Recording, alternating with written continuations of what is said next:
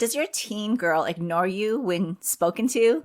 Do you want to help build that character of kindness now before it's too late? Well, Mama, today we're talking about kindness. Why it feels like kindness is a rare gem during the teenage years and why it's so important to foster and what benefits a kind heart will bring to your daughter. So let's dive in. I know you are frustrated and confused about how to even approach your girl without having any backlash or somehow causing any offense. You simply want to know more about her because for some reason you don't feel as connected to her anymore. She talks less, not like how she used to, and you just wish things were different between the two of you. You want to know whether or not things are going okay with her. She just won't share with you, and you just don't know why. You've tried everything, but it was so hard to connect with her. I want you to know that there is still hope, Mama. You are not alone. I want you to stop feeling frustrated with your current situation, and I want you to start equipping yourself with solutions to help you reconnect with your teenage daughter. I'm going to help you understand the changes happening in your girl, how you can shift your role in this new season in teenhood, and how your relationship will flourish again by creating a space where your girl will be talking to you. Yes, your girl will be talking to you. Talk to Your Teen Girl framework is a 30-day journey that will get you creating open communication with your teenage daughter. She'll come to you even if she's scared, even if it's something hard to talk about. She'll come to you. I want you to head on over to talktoyourteengirl.com right now and let's get started together. Are you ready? Hey Mama, welcome to Raising Her Confidently. Do you want to have open communication with your teen daughter? Do you find yourself constantly thinking about how to talk to your teen or why your girl is not opening up to you? Do you wake up with confident intentions only to feel confused and frustrated when all you get are one-word answers from your daughter again?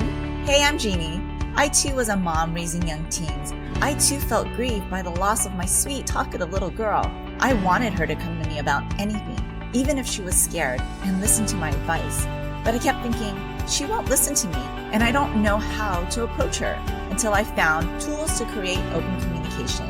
In this podcast, you will find how to connect and talk to your teen and create a safe space for her to go to so that you will have that close relationship you dreamed of. Go grab your glass of Merlot and throw off those fuzzy slippers and let's dig in together. You've probably asked this question. Why is it so hard for my teenager to be kind? Well, as moms, we often expect kindness to be automatic, right? Because we've modeled it for them. And you would expect them to take that on and know what kindness looks like. But in the tween and teen years, being kind can feel like an uphill battle. And I'll explain why. One of them is the developmental challenges. Teens are in this phase of self-focus due to their brain development. I'm going to get sciencey here because I did some research on that. But the prefrontal cortex, the area responsible for empathy and reasoning, is still maturing. It's not fully developed. And that comes with time, right? Experiences. And so this is why we see a lack of kindness in most parts of teenagehood. Meanwhile, emotions run high thanks to these hormonal changes that are happening, and it makes it even harder for them to regulate how to treat others. The next is social pressures. Teenagers are navigating complex social dynamics. They have various types of relationships. Everyone's insecure. Everyone's trying to self-discover themselves. People are bullies. People are not bullies. People are being bullied. People are being pressured by cultural standards, social media, all these kinds of things being thrown at your daughter. So social pressure is huge. They might be kind one moment and then cutting the next. You've probably seen her do this either with you or with her siblings. And trying to fit in or avoid becoming a target is something they're navigating right now. So the fear of standing out or being labeled can make them make acts of kindness feel very risky. So putting themselves out there to do something kind might risk them to be labeled as a goody two-shoes or some type of, for a lack of a better word, freak for being kind. Do you believe that? In this day and age of mean girls, people will see that as a sign of weakness and you become a target. Maybe also a limited perspective. At this stage, teens often struggle to see beyond their own world, right? Although the world opens up to different social pressures, different values, friendships, boys, it's still small because they're still trying to figure it out. All they care about what's in it for me, right? This is their world. What's in it for me? It's not that they don't care, but they may not yet have the life experience to understand how deeply their words and actions can really affect others. So why is fostering kindness? Why does that matter? Why do we mamas need to be able to help foster that type of kindness? Well, because it matters to us, right? We want to see our teenagers tread teenagehood, but not change who they are, right? Not change the acts of service and kindness that is deep seated and rooted in their hearts, right? Kindness is more than just a nice to have trait. It's foundational for your daughter's character and for her relationships and even for her future and how she sees life. Now, here's why fostering kindness is essential. I'm going to give you 3 reasons. The first one, it builds emotional resilience. Kindness fosters connection, which is a buffer against loneliness and stress, right? It helps teens build supportive friendships, which are crucial during these years of insecurity, turbulence, and really the roller coaster ride that they are riding right now. It also encourages a growth mindset. Kindness towards themselves and others teaches teaches your daughter that mistakes are okay and growth is always possible. So being kind to herself and being kind to others, you're really giving them the benefit of the doubt. And also it shapes their identity.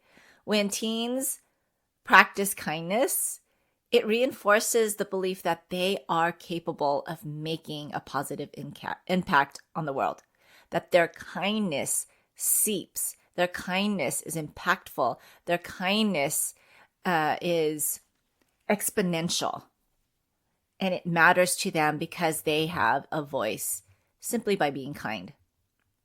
Now, here are some of the benefits for your daughter in having a kind heart. I'll give you 3. Number 1, it's stronger relationships. Kindness attracts kindness. I'll say it one more time. Kindness attracts kindness. And by being kind, your daughter will build deeper, more meaningful connections. Friends who appreciate her kindness are likely to be more supportive, and creating a network of positivity in her life and surrounding people who are like-minded like her will give her stronger relationships and a stronger value for herself. It's number 2, the second benefit, it's increased confidence and self-worth. Acts of kindness release this feel-good hormone like oxytocin or dopamine, and it boosts your daughter's mood and confidence. Do you notice that when she does something kind, or maybe when you notice when you do something kind and you see that kindness reflected in somebody else and how much they appreciate it, it boosts your mood that you did something good. So knowing that she can make a difference in someone's life strengthens her sense of purpose and self-esteem. And the third benefit is improved problem-solving skills. Kindness fosters empathy, which helps teens see situations from a different perspective. We had talked about this in the episode before about shifting perspectives. Kindness helps you see somebody else's perspective. This can lead to a better conflict resolution skill and more thoughtful decision-making in the future. So kindness does these 3 things. It benefits her to have stronger relationships. It benefits her to increase confidence and self-worth. And it also benefits her by improving problem-solving skills. Now, how? You're probably thinking, okay, this is exactly what I want. I've always wanted her to be a kind person. I wanted to teach the character of kindness. Now, how can I teach this to her? Well, if kindness doesn't come naturally to your teen during this stage, don't worry. what you can do is model it and encourage it in small, consistent ways, right? Small, consistent ways, not intrusive ways or judgmental ways, but in small, consistent over time ways. The first is to lead by example. Let your daughter see you being kind, even when it's hard, even when somebody is not talking very nice to you, but you exchange it with kindness. Whether it's holding the door for someone, giving a genuine compliment, or helping a neighbor, your actions will speak volumes to her. She sees that you are doing what you expect her to do too. And then acknowledge the acts of kindness that she does. Celebrate and point out when your daughter is kind, even in small ways. Maybe if she has a little brother, how she helped her little brother even get into the car, or helped her little brother by giving her a piece of her sandwich, giving him a piece of her sandwich. Those are small acts of kindness that we need to celebrate, right? You can say something like, hey, I noticed how you helped your friend with homework. That was really thoughtful. Not a big deal in the way you say it. It's just a true statement and your opinion of affirming her act of kindness. The third way is to practice gratitude together, right? Gratitude and kindness actually go hand in hand. So we want to encourage your daughter to reflect on what she's thankful for and how she can share that joy with others. So if she appreciates a small token, like, I love coffee. Okay, I can put that in my gratitude journal every single day. It is my warm cup of coffee that I get in the morning. And because it brings me so much joy, I actually share that with friends. Like, I go out to coffee with them. I treat them to a cup of coffee. They don't like coffee, then we'll do tea. But it's the fact that we're sharing something that I am so grateful for is what matters. And that's an act of kindness as well. So practice gratitude together. And then the last is to encourage service opportunities, community service. How are you going to serve others? Whether it's volunteering, helping a sibling, or even making a kind gesture to a teacher, giving your teen a chance to really experience the kind of impact of kindness will leave on other people, right? It's not really the act of being kind, but how that kindness impacts other people. One way, when the kids were growing up, one of the community services that we did was really volunteer at a senior home.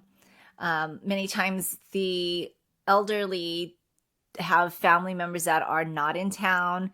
They don't live close by, and so they don't get daily visits. And so while we were homeschooling, we made it a point with other families to visit once a month the specific Veterans Elder Senior Center, and play a volleyball balloon with them, sit and talk with them, because they love to share their stories of their time in the military, or even talk about their family. And it was just a simple gesture of playing with them. Sometimes our kids would sing songs. They weren't great singers, but they definitely sang, and they enjoyed it. Or it was me sitting down next to an elderly fellow and listening to his stories and what he had to say. So whatever it is that you both enjoy, go and do that. It could be even serving the homeless. It could be going around the parking lot. I was just talking about this in the other episode, and putting the carts back into the cart rack, because we want to make sure that cars have a spot to, have a parking spot that's clear of a shopping cart so it doesn't dink their car, or helping out the grocery store employees by gathering the carts for them and putting them back in there. So that's super simple and definitely act of kindness. So moms, those are some examples of what kindness is and how it matters to your girl and how she benefits from it, as well as ways we can teach her by first modeling it, maybe acknowledging some kindness, like being on the lookout, watching her doing some kind gesture, being grateful for what she has, as well as looking for opportunities to serve together. That is a way you can model what kindness looks like as well, without expecting anything in return. So as moms, we have the incredible privilege of shaping our daughter's character. Teaching kindness may feel like challenge, right? Because we're swimming upwards with them. But in the long term, it's rewarding. Remember, small, consistent steps with them. Small, consistent steps. And the impact that they will get by just serving, having an act of kindness will be something that will impact them for life. So let's raise our daughters to be strong and independent, but also compassionate and kind-hearted.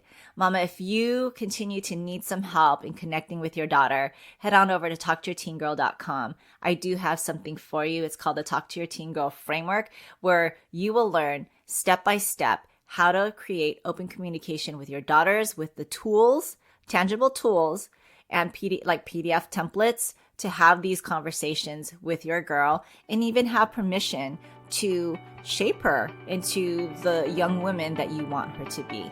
I'll see you next time. Hey friend, if this podcast inspired you or encouraged you or helped you in any way, I'd love for you to share it. You can screenshot this episode and share it in your stories on social media or text it to a friend who can use the support. It's the best way you can thank me.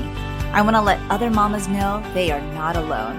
I'd love to stay connected with you. You can find me at raisingherconfidently.com. Until next time, live full of grace, Jeannie.